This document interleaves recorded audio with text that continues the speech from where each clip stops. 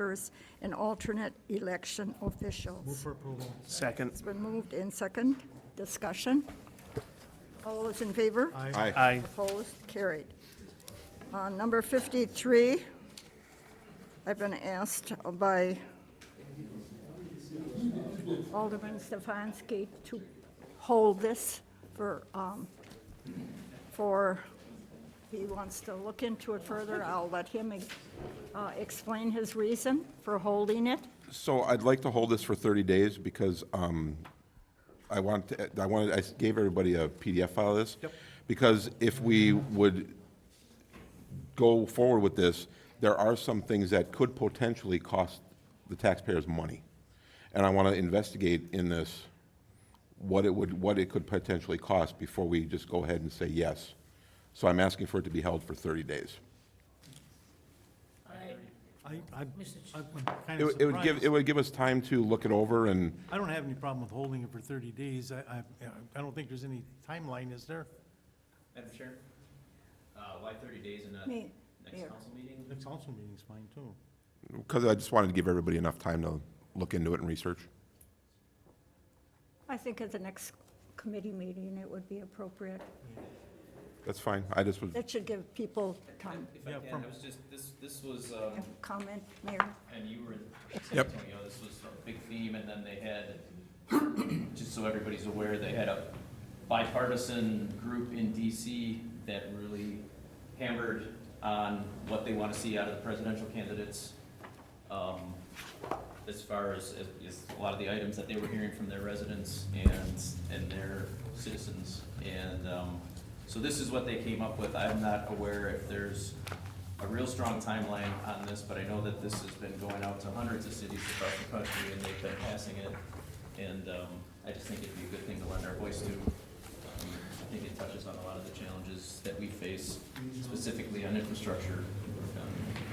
Madam Chair? So, Alderman Yeah, Lysick. I totally agree. I read this, and Alderman Stefanski, I read the email that you sent with a copy of this, and most of it is dealing with the fact that governments such as the state government and federal government has usurped a lot of local control and given us unfunded mandates. They say, you must do this, and we, the local taxpayers, have to pay for it. And that's what this is, most of it is saying, we oppose that. If you're gonna tell us we have to do something, pay for it. You know, why should I pay for it on a local level? And so that's the biggest issue here, is the unfunded mandates that both the state and the feds keep putting upon us, and it has been for a number of years now, a big issue. Governments in higher authority keep saying, you local communities must do this, and you local communities must do that, and you can't do this. Well, all of that costs money, and they're not funding it. They're not sending us the money from the state or the feds to take care of this.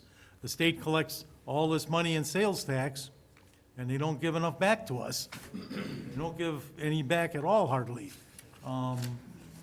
They use it for their wild spending that they're doing, not for things that are beneficial to the cities. And that's a major problem that I've had. More money should be returned to the local taxpayer and stop mandating that we do things. Madam Chair? Alderman May. Yeah, I was just going to state, this is basically a vision statement. I don't think there's any way to put a dollar amount to it. It's just basically saying, look, you know, these are the tools that we in local government need in order to be successful.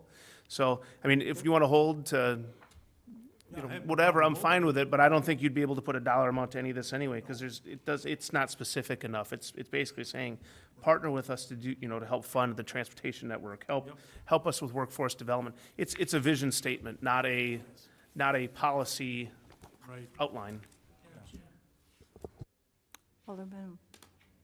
The fact is that from what I read, the information that I received,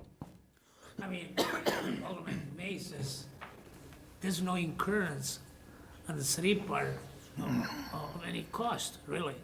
What it is something I think that the league, I mean, all the community, I think, being part of that, I think it makes a stronger voices, you know, in Madison and Washington, really. To me, I mean, it's nothing, so why we should hold that, really? I mean, I don't see no reason to holding it. I don't Whether- have whether any it's 20 problem holding days, it for 2 30 days weeks. or 20 days or 10 days, what's the difference? I don't have any problem. In all fairness, I mean, really, to me, I'll move to approve the recommendations or whatever, or just place on file, whatever. I just, I mean, it's just information, basically, that's what it is. Madam Chair, No, it's a resolution. It's a Mayor resolution, Devine. yeah. I guess I'm fine if we want to wait 2 weeks. I guess I didn't know you had a concern with this, so if you can loop me in on the future, so I probably could have had answers for you before the meeting tonight. Okay. We wouldn't have had to hold it, but I didn't know you had concerns, so. I have no problem with the agenda, however, out of courtesy to Alderman Stefanski, we will hold it until the next committee meeting. Okay, thank you. Okay, and now we have number 54, appointment by Mayor Devine of Mr. David Rushka as the Plan Commission member of the West Dallas Capital Improvement Committee, his term to expire April 30th, Move approval. 2022. It's been moved and seconded. Discussion?